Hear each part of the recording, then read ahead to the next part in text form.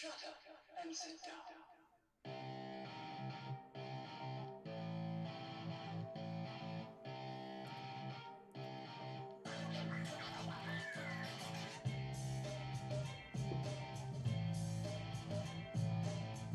Good morning, everyone. Time to get started. Let me turn off the funky beats. All right. Good morning from a heavy marine layer Santa Cruz. And for those of you who don't live on the Pacific coast of the United States, when we say marine layer, we mean that there's cold water off the coast interacting with the warm water on the land, the warm air on the land, creating this dense, foggy morning.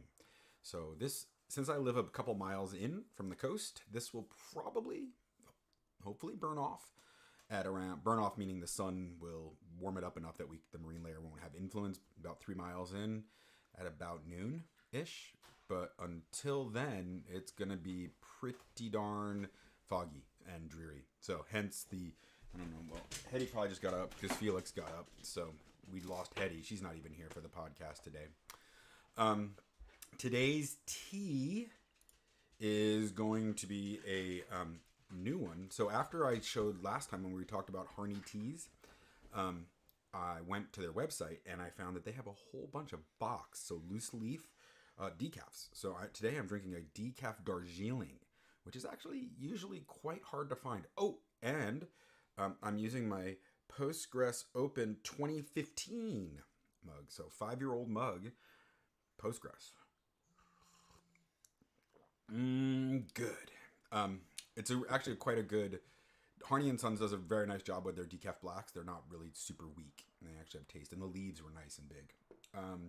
Let's see. Let me put up the stream. So in case anybody says anything about my delicious teas, we'll have that. Today, we're going to be talking about entity relationship modeling. What entity relationship modeling is a visual way to design your databases. When I first started learning database technology, so I was a grad student for many years in forestry and then ecology and evolutionary biology. And then I made the switch over to IT, and mostly in the research fields, we manage all of our data in what back then was either Quattro Pro, which was my favorite, or Excel, which later took over because of anti-competitive practices by Microsoft. But anyway, we would do it all in a spreadsheet, right? We'd have spreadsheets. Some more advanced people, some professors, were using databases, not to their full extent, but in general, in the research fields, I think most people learn Excel and they never learn databases, which I think is really sad. I would like to change that. I'll probably work in my life to change that, to try to get people to use more databases. So when I moved them over to Yale to do internal IT for professors at Yale, I led up a program there that was basically a consulting branch for professors in the social sciences. So we would do all sorts of projects for them, and a lot of them have data management needs, as most research projects do. And that's when I started learning PostgreSQL. We decided way back when, so this is 2001, that PostgreSQL was the database for us because it had all the features. It was ACID compliant, right? Which is what we really wanted. We wanted the transactions and rolling data back and stuff, which MySQL didn't necessarily have at the time. Anyway, long story short, I get started to design databases, and people are like, well, just sit down and start writing SQL. And I'm like, are you kidding me? I can't do that. How do I understand what the relationship is between tables and everything? So back then, I would use Visio to do my database modeling, but it only supported SQL Server. So you would basically you do all the design modeling in Visio, then you export the SQL, and then you do a bunch of search and replaces to make it Postgres compliant. Then after I left Yale, I didn't really have, and then I went to Esri, and there I could get access to Microsoft tools. But then after that, I didn't really have access to Microsoft tools, so I started using Dia. And Dia is okay, but it's really kludgy in terms of the pictures and export. And then eventually I found pgModeler to do this for me, and I love pgModeler. So today we're going to talk some about entity relationship, because I don't know if everybody's done it before. And then we're going to demo it using pgModeler, which is my favorite database modeling tool. And that's it. And if you have questions, again, always ask them in the chat, okay? Let's see. So let's switch over to the full view. There we go. So this is pgModeler at the beginning when we started it up. That's the icon that they have for it. pgModeler is an entity relationship modeling tool specific to Postgres, right? So this won't work with others. I mean, you can model in here and then export the PostgreSQL that it's going to export and then adapt it if you want. I think it's one of the better modeling tools, period. But so you might want to do that. Raphael has it in active development right now. So there's a beta available, but for today, I'm going to be using 9.2 just because for demos, no one likes to see beta crashes. So let's go ahead and get started. We're going to start with a completely new design. Today's design is going to be, we're going to replace Instagram because I love Instagram for sharing pictures and stuff, but I don't like giving Facebook my information, and I need someone to replace Instagram, so I'm going to do it. So here we go. We're going to make a new model. So we're going to design our new databases, and right away we get a blank screen, which looks normal like any graphic design program, right? We have some menus on the left. There's a lot of right-click context stuff that happens in here. And then this up here is actually the name of the database that we want to create inside of Postgres. So we're going to change that because I know that I'm going to be calling it, oh no, we do it through this. We do it through properties, right? And we say we don't want new database. I know the Postgres database I'm going to make. I already have the syntax command, so I'm just going to call it workshop. I'm going to be using my normal Docker container that I usually use. You can set your table spaces here. You can set the owner of the database if you want here, right? You can do all these things that you would usually do, like the collation type, right? And it knows all the different collation types that are built into Postgres because this is actually built for Postgres. You can like limit the number of connections to the database. You can change the encoding. Actually, let's do that. Let's do UTF-8. I hope that actually works. And actually, you know what? I've never done that before, so we're just going to leave it as default. I don't like doing that for the first run through of the demo. You can have any permission. You can edit permissions on it. You can have default objects, right? All that kind of stuff. You say apply, it changes the name there. Not so exciting in terms of what we've done visually. Now, the first thing we're going to want to do is create some tables. Well, so let's look at how we do that. We can right click here, right? This is this and go under new, and you can create new database objects. So if we wanted to create like a schema, we could create a schema here. We can add extensions. We can add users and roles. We can do languages like PLR and stuff like that. Foreign data wrappers, all those things. It understands all that stuff in Postgres. You can design triggers here, all that stuff. We're not going to play with schemas or any of that right now. Instead, what we're going to do is we're going to create things within the schema. By default, it assumes things are in the public schema, right? And so we're going to actually say we want a new table. Right, and so it brings up this dialog. I'm sorry if the fonts are really small. I could change the fonts on my machine, but oh, and by the way, pgModeler. Let me show you this before we design the table. Where'd it go? I don't want it to be on this. I want to be on this. Here's the website for it, pgModeler.io. It's cross-platform, which is another thing I love about it. I can use it. So if we go to download, where's the download? Download, right? I can get it for Windows, Linux, and Mac. Right, it runs on all those platforms. I think he's using Qt for it, so we can basically use it on any platform, which I love. It's not Windows only. I end up buying it. I like supporting open source projects. This is one of those. You can download the source code and you can compile the whole thing yourself if you want and run it, but you can also buy it. I have bought where does it go? But let's go back to home, and then there was a purchase. I bought the forever license, right? So you can just say I want it to never expire, and then you'll get all the updates. So one thing that you should know on today, and I'll put this at the end, Raphael has made us a code called Crunchy FTW, and that should get you 20% off the purchase price, right? And I bought the Never Expires. If you want to see how much the Never Expires costs, the Never Expires is the discount. That's not the true discount. I don't think it has actually implied the one we want, because that's not 20% off, right?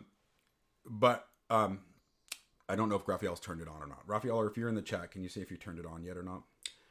Anyway, this means you have it for eternity, and it's only $140, right? Which is way cheaper than Visio would cost you, and you can use it on all the platforms you want wherever you run your laptops or your desktops.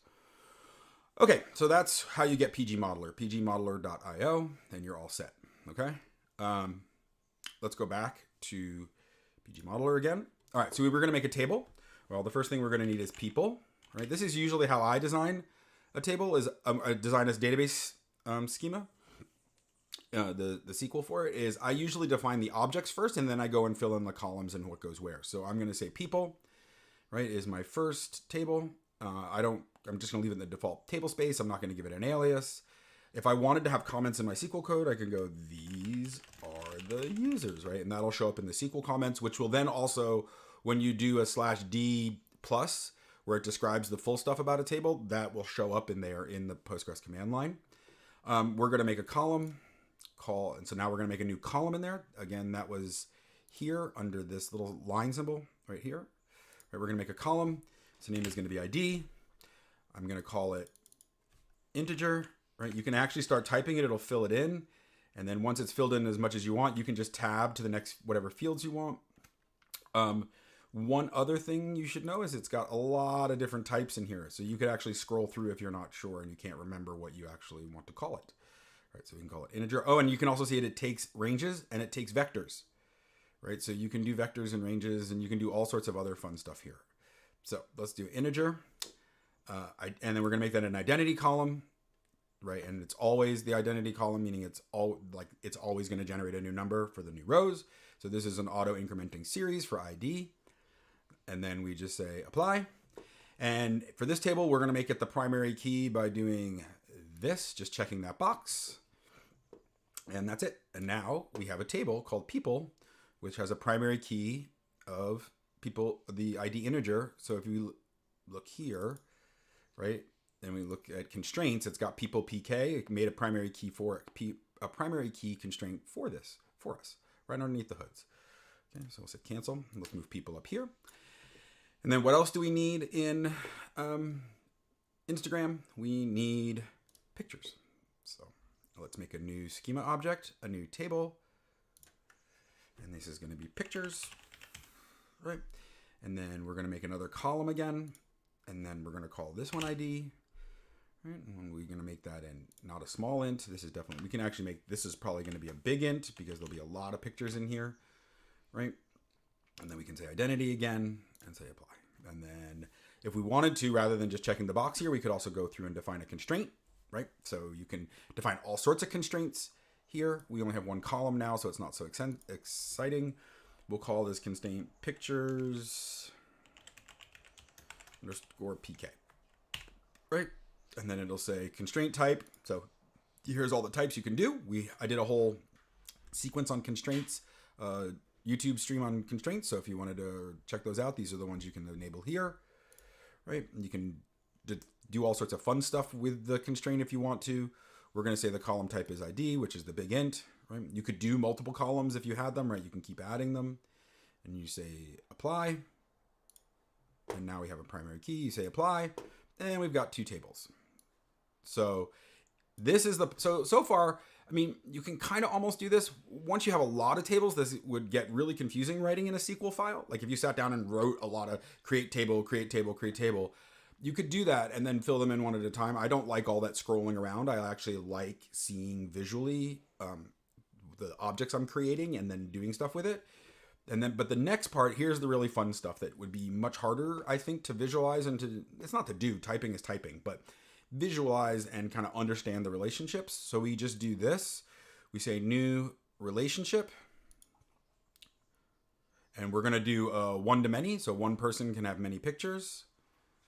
Right. And so then we pick this one. We drag it to this one. And it says, okay, we're going to make a relationship called people has many pictures. You can change the color of the line that's going to show up there.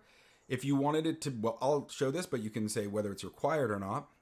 There's also, it's going to auto-generate names for you, for the fields that it's going to put in both the constraints.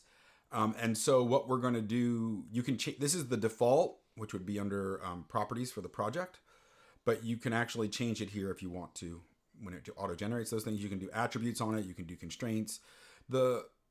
This primary key and attributes, this has more to do with a many-to-many. You don't really do that with a one-to-many. Let's go ahead and make this now. Right, and so it's using crow's feet. Actually, I don't like that color. Let's change that color. It's kind of hard to see.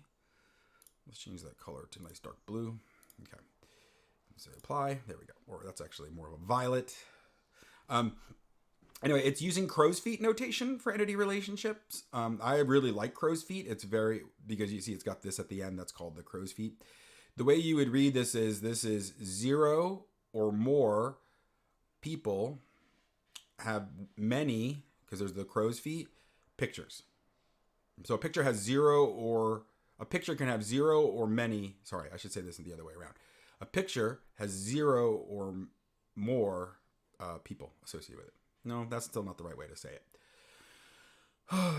Basically, the way I want to say it is a person is not required to have any pictures, and a picture is not required to have any people, right? It's an optional relationship. That's the 0 part here. I can create a picture without having it tied to a people. I don't think that's actually valid for our Instagram app. I don't want to let anybody just put up random pictures that aren't assigned to a person. So I'm going to go back and edit this relationship and say people is required. Let's do that. And now it says this is a one-to-many, not rather a 0 or more to many. And this is a one-to-many, right? So there has to be a person for every picture.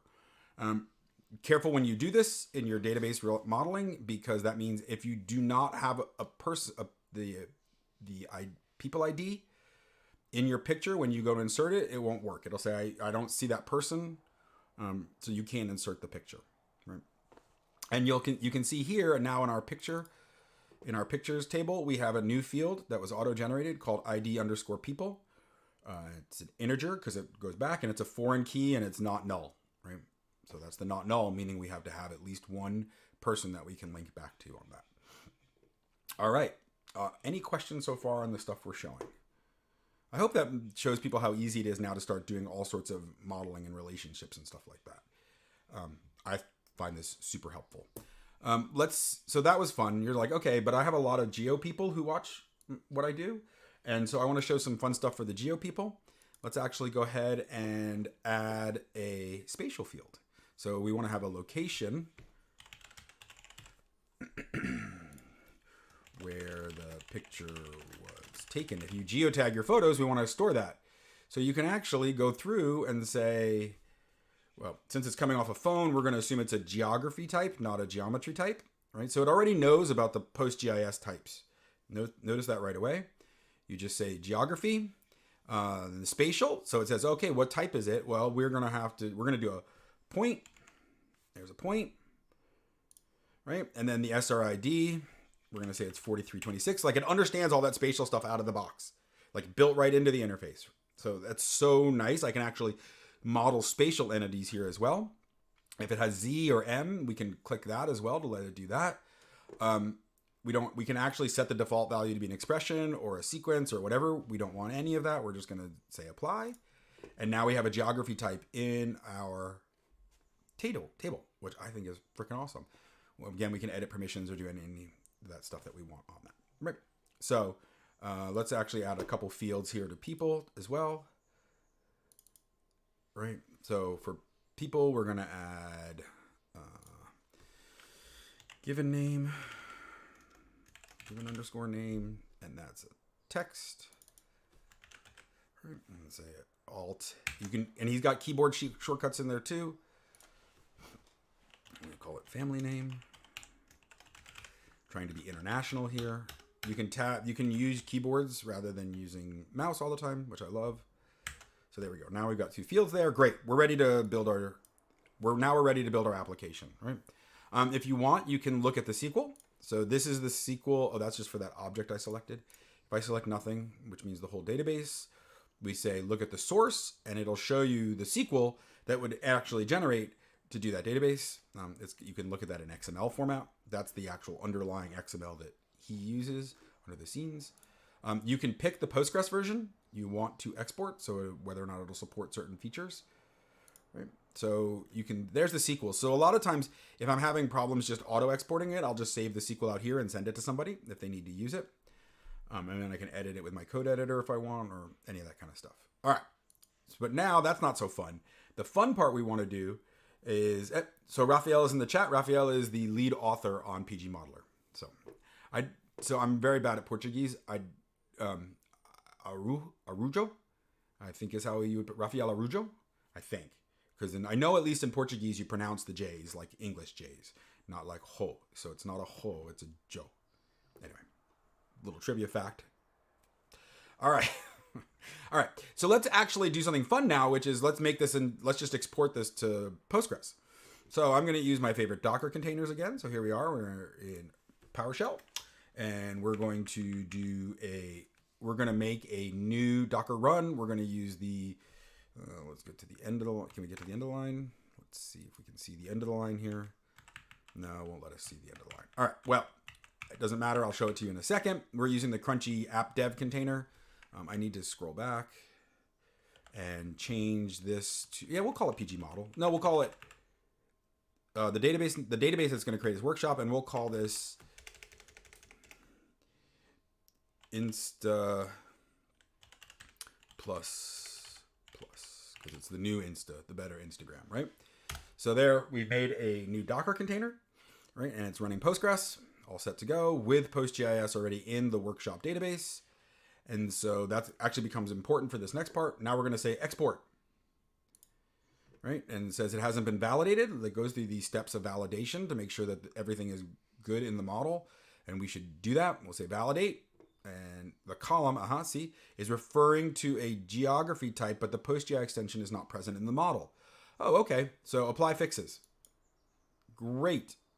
So now it actually added it. Before I actually go export, I want to show you how that shows up now. If we go look at objects, right, we now have an extension here. And so it knows in this model, we are using PostGIS. This is a non-visible object. So the way to look at it is to look at the object browser over here, right?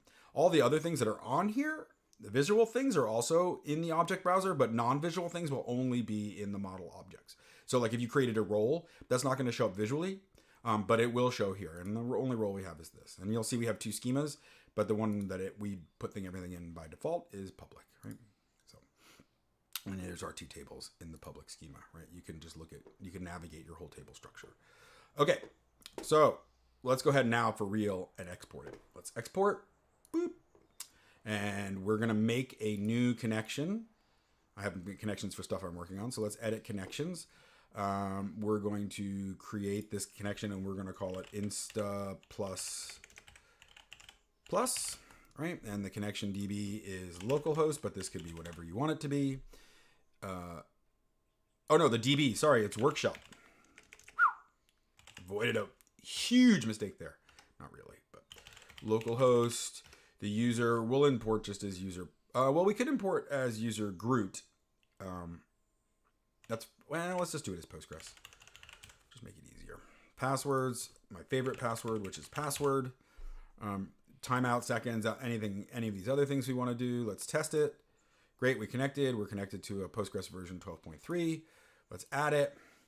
Now we pick Insta++. And we say apply. Okay, so go to 5 found connections. We say Insta++.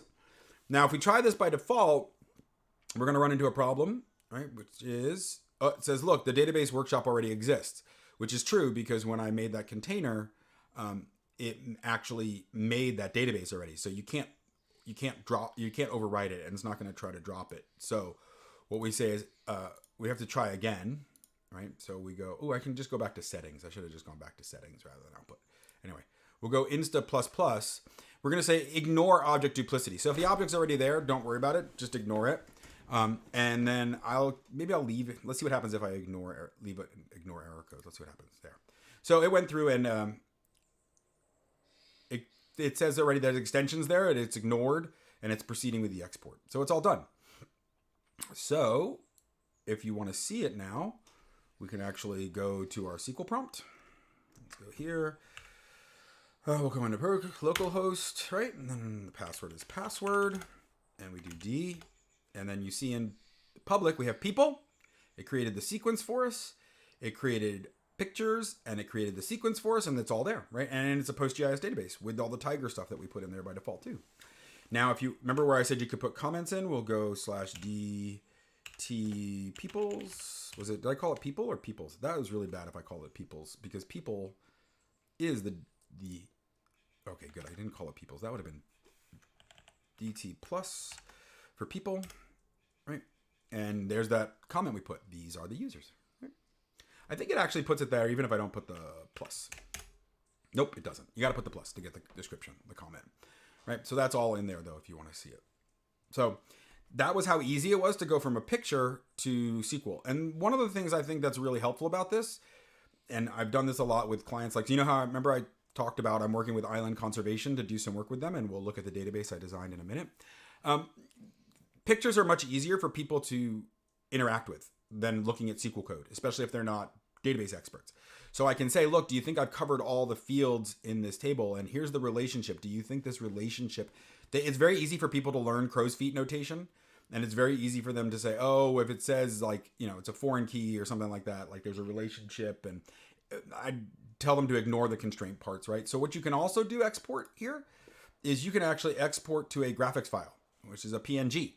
So what I'll do is usually I'll say, let's put this in DD app. Oh, this is the stuff that Kat and I have been working on. So that's kind of fun. But let's put it in downloads because I don't really care about it that much. And we'll just call it workshop. Right? It calls it whatever the name is. And I'll do a PNG. And then I go to my downloads.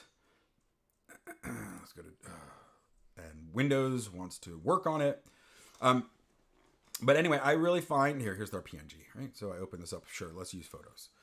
Right? And there's our diagram that we can then email to somebody or share to somebody. They can write on it with paper and all that stuff. And we can talk... It's a shared talking point about... Did I capture the relationships properly? Right? And did I capture all the information you guys wanted to put inside the tables? And does it go in this table or does it go in this table? And all that stuff can happen visually rather than just talking. Like they can actually see the table structure, which is actually turns out to be very helpful for people. It's also very helpful for developers. You can send this to them and say, here's the table structure, right? If you want to understand what's going on. Or it's also very helpful when you want to write SQL queries because you can look at the relationships and how you navigate them. I just find pictures really great to work with. All right, so we did that. So that's the basics of all the fun stuff like. This is the basic stuff. Data, really? How do I, wait, so Raphael says that you can export a data dictionary in HTML format. Is that under export? Oh, wait, I've never tried this. Let's try it. Ready? Do I want standalone or splitted? Which I think he means split. Let's see. Standalone will generate a single HTML. Splitted, the data dictionaries are generated in separate files. Let's do split. Yeah, definitely include an index. Let's put that in download again. I guess I'll call this workshop. Do I have to say HTML? I don't know. Let's see. Workshop.html? I don't know. We'll find out. Export. Bloop. Okay, let's go see what's in downloads again. Bloop. Oh, it's in a folder. Fun. Oh, nice. Oh, look at that. I never even saw. Wow. Raphael, that's awesome. Oh my gosh. That's so nice. Look at the great stuff. You should name a folder, right? It's the folder that it's going to be. So then you can also, the nice part is if you can put this up on a website. That's so great. Wow. I love that. Yeah, definitely peace, Raphael. Thank you. So wait, Raphael, while we have you here. So I see Raphael Silva here. I see. So Raphael Arujo. Yeah, we're navigating through the tables. That's super awesome. I love this. This is so nice. Oh, you can navigate the relationship? That's the relation. Whoa. That's so nice. Oh my gosh. Anyway, so is this one of those? Yeah, Arujo. So your family name is Arujo Silvia. Is that right? I never remember in Portuguese. I think it's kind of also like some of the Spanish countries where like your mother's name is Silva, your mother's family name is Silva, and your father's family name was Arujo or something like that. Anyway, I always find it fascinating learning how different cultures do naming based on descent. I think it's, yeah, Portuguese family. Nice. I love that. Okay. Anyway, let's go back to pgModeler after that little aside. All right, so we exported our model. Let's close that. I love that. I didn't even know that about the data dictionary. Thank you. That was sweet. So let's see what else. Oh, and you can also just do plain old like markup on here if you want to, right? So you can do, where is it? There was somewhere that I could just add like text and call outs and stuff. Quick, no, new. Oh yeah, like text box.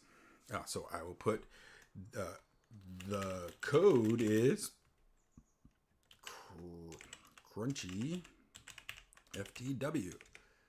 Right?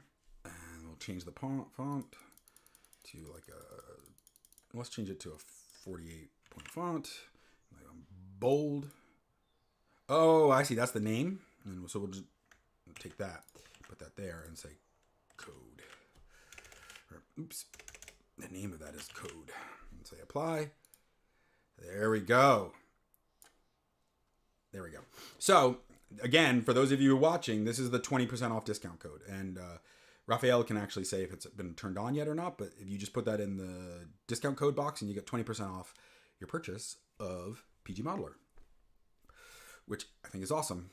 All right. So the next thing we're going to do is, suppose somebody says, hey, I've got a Postgres database. I want you to take a look at it and write code against it. Or we're going to start using it. And you're like, well, what is in it? I don't even understand it. And I don't want to look at all the SQL. We're going to go the other way. So what we're going to do now is we're going to docker kill insta plus plus. All right. And then what we're going to do instead is, you can see all my Docker images I use for my different projects. Oops. ps-a. You can see, oops, not one, but a. Here's all, oh, you can't actually see it. So here's all the different projects I use. What I end up doing is a different Docker container per project. That way I can keep everything nice and neat and remember stuff. So one of the ones I just told you I was working on is Contrapest, right? So this is where they're Island Conservation International, since they care about animals on islands, and rats are a big problem on islands for native species. We're going to docker start Contrapest. This is a contraceptive trial, a bait trial that's a contraceptive for rats. And so they're doing a field study in California where they're putting out bait rat contraceptive in bait traps, and they're trying to see over time, does the population of rats go down in that area compared to other areas. So we built a database. I built a database to take their stuff from ArcGIS Online and put it into like a properly designed schema. And so that we can ask queries of it, do queries of it, so the biologists can have saved queries rather than doing a whole bunch of copy paste calculations in Excel. And so we started Contrapest, but you're like, okay, well, what does that database got? So we're going to say new project. Okay. And we're going to say import, right? And there's 5 connections, and the one we're going to do is Contrapest, right? So you give it the connection, which is the same as before that we did, right? You can say what you want to, how you want to do it, and import objects to the working model, import system objects, no. Extensions, not really. Import errors, ignore import errors. I don't think there will be any. Debug mode, great. All right. So it found that there's 2 databases inside of that container. And the one that we care about is Contrapest trial. It's retrieving all the objects, and it says, okay, what do you want to bring in? Well, we don't want to bring in all the extensions because I'm not using fuzzy. I'm not using HStore. I'm not using routing. I'm not using PLR, but I am using PostGIS. The roles, so they found another role. There's this dev user role. We'll bring that in because that's who owns the tables. And then we'll bring in the schema we want to bring in. I don't think there's actually anything in dev user, right? It's all just in public, which I'll probably get in trouble with from the SQL heads, but I don't care. Let me say import, and it goes through and it finds all the objects and it brings all the tables. So there it's marked the schema. This is all in the schema public, right? This light gray box, if you can see it. Let's zoom out. We'll go one more. So yeah, I've run into this font problem before, Raphael, on Windows, just to let you know. But I haven't reported it. So like I have to be in at this level for the fonts to render.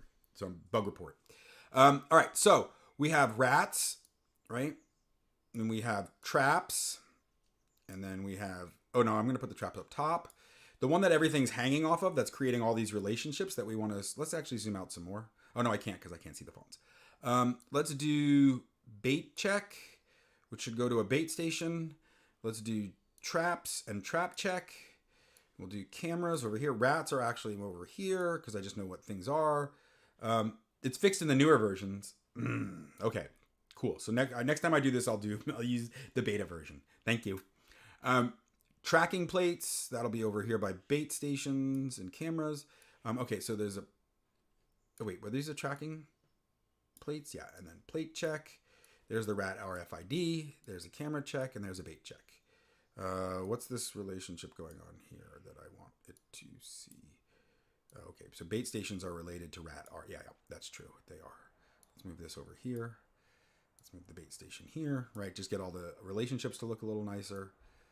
Cool. Let's get the bait check over here and the camera check over here. Okay, now the relationships look. So you can see how I'm actually can visually move things around. And now you can see that the trap, when I check a trap, it has a relationship to a trap check has a relationship to rats, rat RFID, right? So I can actually look at this relationship, right? Custom color, advanced, right? There's a constraint on it. There's no, this one, oops, this one doesn't actually have a requirement of one or more, right? And this one actually says, let's see, bait station and rat RFID, right? So it's got all these nice, there's the constraint. You can look at the constraint. This is basically the nice way of me basically reverse engineering and looking at all the database. And you can see that traps have a location, which is a geometry field, right? So it actually understood that there's PostGIS and there's spatial data. If I browse the objects, I can see that there's actually the role of dev user in Postgres. And so you can, I think, if we look at the schema, I don't remember where I apply the roles. Let's see if it's actually under here. Edit permissions. Yeah, so there you can see it's granting permissions as part of what it did. It granted permissions on dev user. So the part that I think is awesome about, if you're a Postgres user, the part that's awesome about pgModeler is everything that you would do with normal Postgres, PSQL, the command line, or in your SQL, like define constraints, can grant permissions, do all that stuff, you can do visually from the database here. So for example, I think we can also, if I remember correctly, we can also define indexes. Yeah, so I can define any index I want here. Right? Let's say we're going to make an index. We're going to call it don't click apply. Right? And then what we can do is we can say what index type, so it understands all the different index types that are in there. Right? We can pick which element it's based on. Right, so any of these things I want to do, let's do it based on, I know I'm going to be querying on that a lot.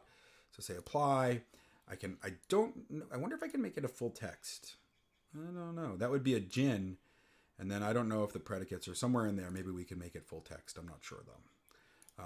Anyway, we can actually go through and say whether we want it concurrent indexing, unique, is it fast update, is it buffering, the fill factor, all that fun stuff that you would want to place. You can do that and create indexes here as well, right? And policies and partition keys, like if you're doing partitioning and you want to how this column, how this table is partitioned, you can do all that here, right? So I just think it's freaking awesome. I think this tables, which I haven't even played with, is probably for inheritance. So if there's tables that inherit from trap check, you can actually have inherited tables here. You can have it unlogged, right? So if you want a really fast insert table, you can make it unlogged, all that really fun stuff. I wonder what custom SQL does. Anyway, you can put SQL that appended or prepend it to the SQL statements. If there's something that's not available through the interface, it's just freaking awesome. Oh, and this is also, the owner is also aware of all the roles. So you can pick any of the roles that you want. It's just really well thought out and really nicely integrated. Anything else I think I want to show? I think that's about it. Usually, no matter what, just to put it in source control, I'll export the source. Nope, that's because I've clicked one object. If I click nothing, if I click that and I say source, it'll actually generate all the, you can do it that way. The better way to actually do it is to say export and then just say SQL file. You can export right there. The one thing I haven't played with at all is, so I've showed you how you can go forwards and backwards. There is a way to do diffing. I've seen a lot of improvements coming in the new versions. I haven't played with this at all. You can actually diff databases and then apply those changes if you want to. So like if there's a dev version where you're making a bunch of changes, you can diff that between the production version, like make a model, diff it with the production version, and then apply those changes to the production version. I haven't played with that at all. I haven't had a need to. And so that's another really advanced, awesome thing that I love, but I don't have a need for it yet. Basically for me, the way I use pgModeler is I design my databases this way, talk to users, share it back and forth. And then and then make changes here or reverse engineer stuff. So it's invaluable to me, and I love it. And also here you've learned that you don't have to sit down and start. Hopefully what you also learned today was that you don't have to sit down and start writing create table, blah, blah, blah, blah. And that's the only way to create databases. There's a visual way to do it. It's nice. It can export it right to your database without you even having to do anything else. This is the only way I actually really design anything past 2 tables, because otherwise for me it just gets lost. If you have any questions, you can also always put them in the YouTube channel. Again, the code for the 20% discount, let's do that again. We'll say new. No, I don't want a schema. Oh, because I'm in the schema. Hold on.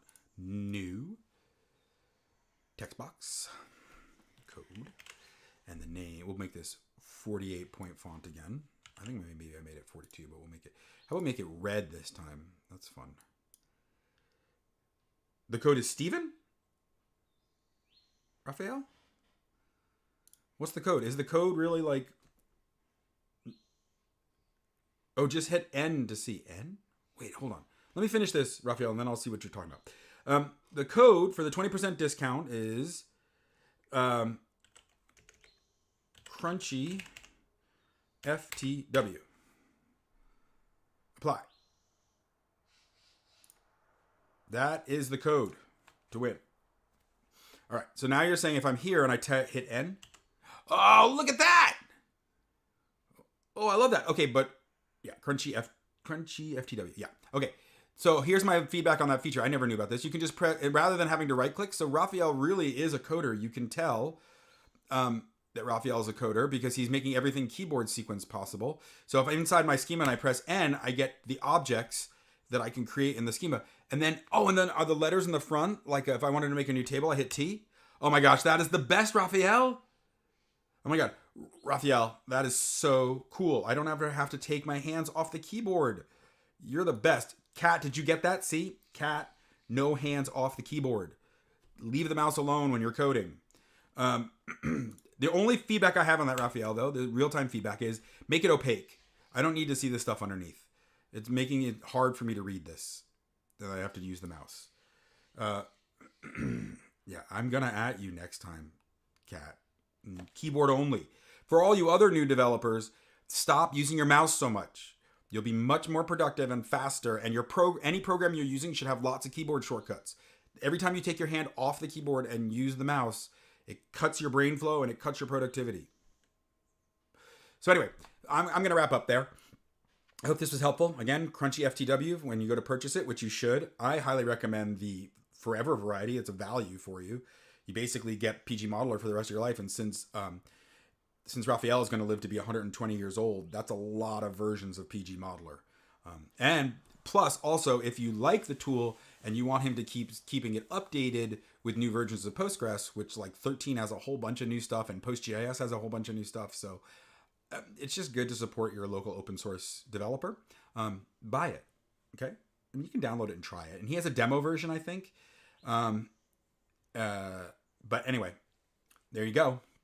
I will see you probably, since today's Friday, it'll definitely not be until next week.